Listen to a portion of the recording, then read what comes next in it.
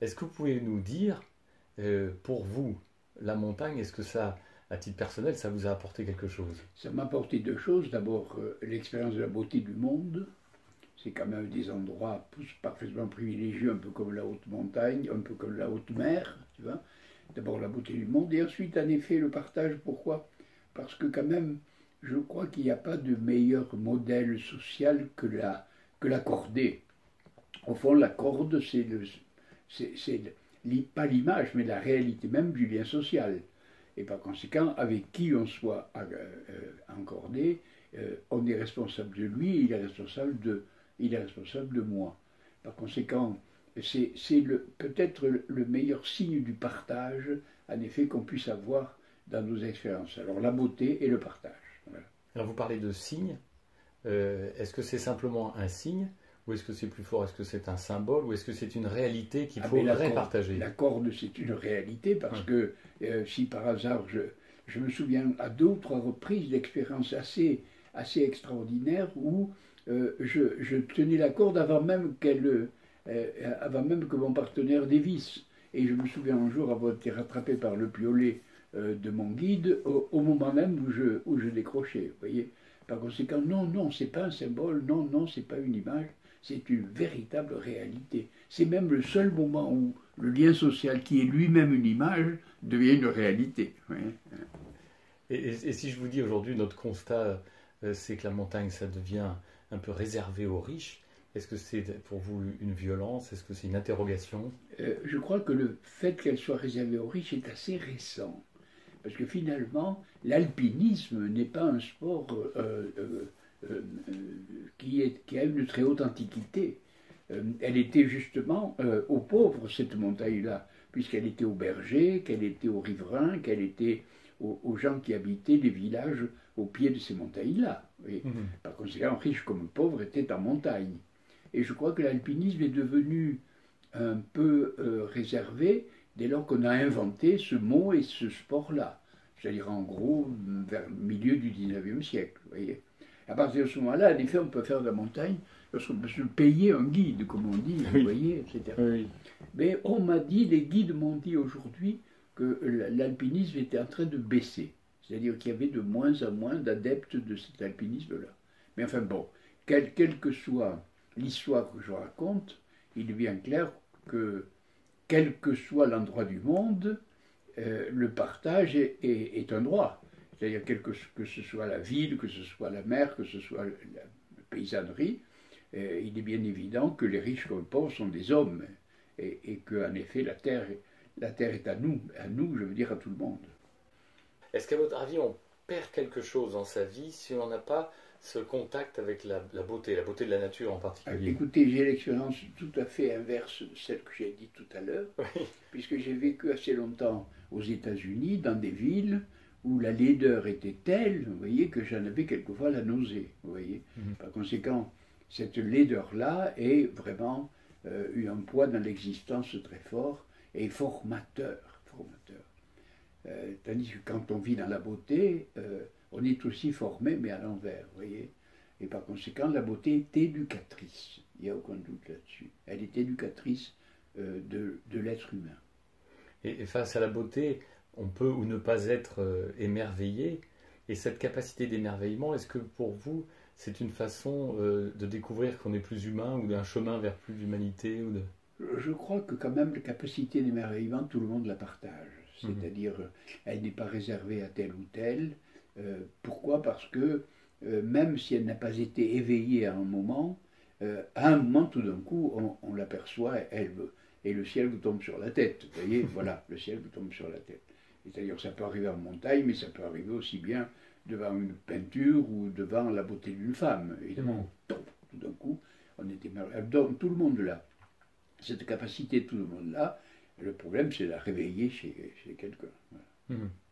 Oui, alors, je vais revenir sur le thème du droit au loisir qu'on a évoqué, vous Oui. l'avez dit tout de suite au début.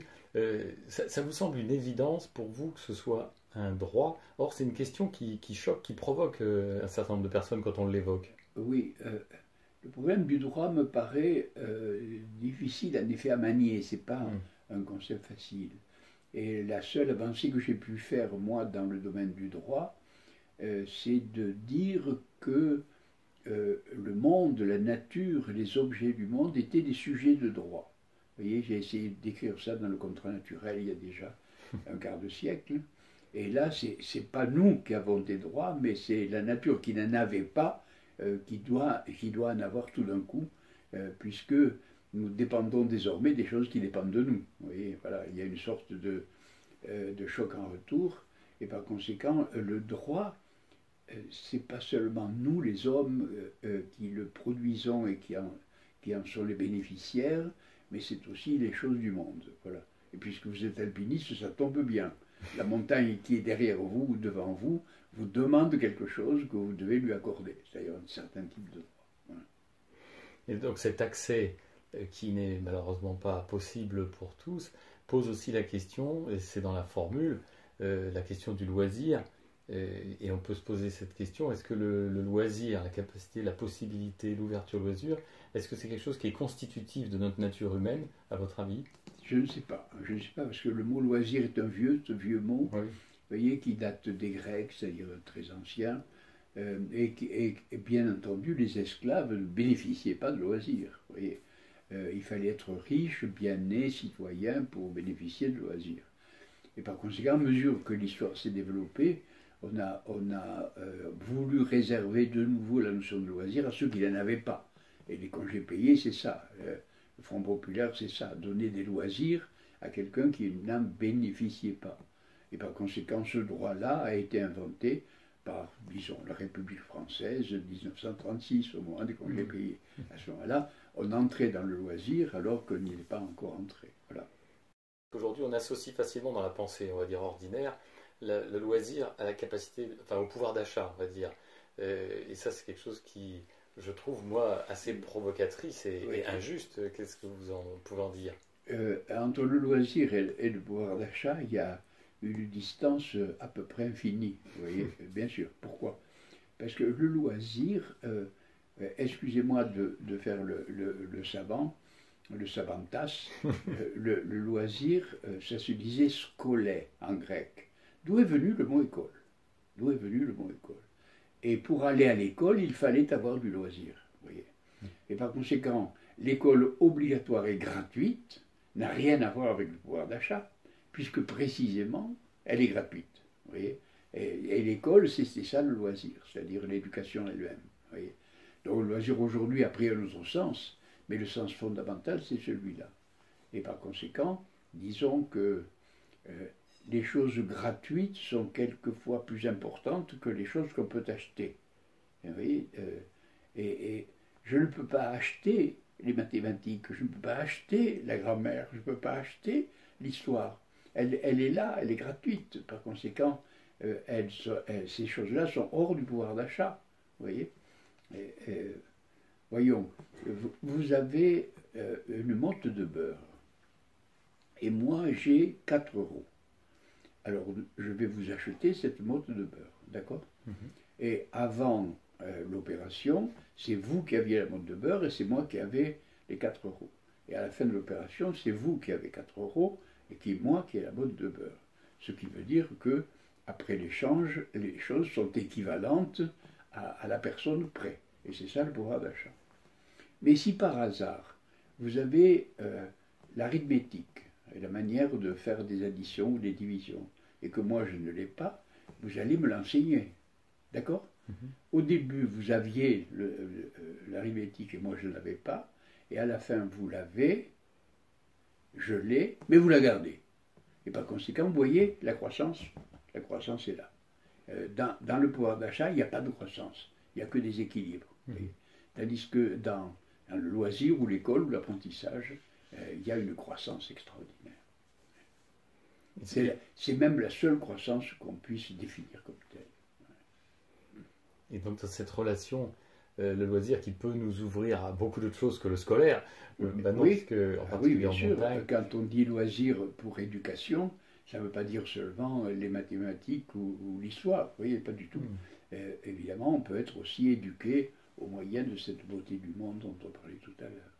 Est-ce que vous avez un souvenir fort de montagne qui vous a aidé à vous construire vous-même, qui vous a soutenu dans votre vie? Non, je n'ai pas un souvenir précis de montagne qui m'a permis de faire des progrès. Toutes les courses que j'ai pu faire en montagne m'ont aidé à quelque chose. Des courses ou qui ont été dangereuses ou accidentées ou dans le mauvais temps, etc. Ou au contraire dans le beau temps, etc. On apprend toujours quelque chose. C'est pas forcément ponctuel. Évidemment, le jour où vous voyez pour la première fois l'Everest, évidemment, il y a quelque chose là qui vous bouleverse. Mais enfin bon, je crois que c'est quand même à tous les instants qu'on apprend en montagne. Et d'ailleurs, à ce point de vue, au moins rapidement, faire l'éloge du guide, quand même, qui est probablement le meilleur pédagogue que j'ai jamais rencontré. Il vous apprend à la fois les gestes du corps, la beauté du monde, la morale, le partage et le lien social. Par conséquent, je n'ai jamais rencontré de pédagogue aussi complet, aussi total qu'un guide de haute montagne. Là, on a dépassé largement la symbolique. Oui, tout ça, c'est tout à fait réel. Est-ce que tout commence par une expérience de vie partagée pour vous, ou plus par la pensée? Tout commence par une vie partagée, mon cher. Et la preuve, c'est que... ça vous gêne? Tout commence par une vie partagée, puisque j'ai dit que le lien social était réalisé dans la cordée, dans la corde, si vous voulez. La première cordée que je connaisse, moi, c'est la liaison entre la mère et l'enfant. Il faut couper la corde, mais ils sont encordés. Par conséquent, maman et le bébé sont en montagne, sont encordés. Pour le bonheur de chacun, il faudrait prescrire à tout individu de faire un sommet dans sa vie, alors, si je vous entends bien. De toute façon, si on ne fait pas un sommet dans les Alpes ou en Himalaya, on fait un sommet quelque part dans sa vie. Mais le sommet peut être dans l'amour, le sommet peut être dans la connaissance, le sommet peut être dans l'expérience, etc. On n'est pas obligé de passer par un sommet de montagne. Mais je souhaite à chacun d'être passé par un sommet. Et je vais finir par cette question. C'est la question de la violence, parce que dans cette réalité que nous observons, je vous disais en introduction, de l'exclusion des personnes en précarité ou en difficulté économique, de cette découverte de la beauté de la nature, en montagne en particulier, et de la découverte de l'alpinisme, de la corde, etc.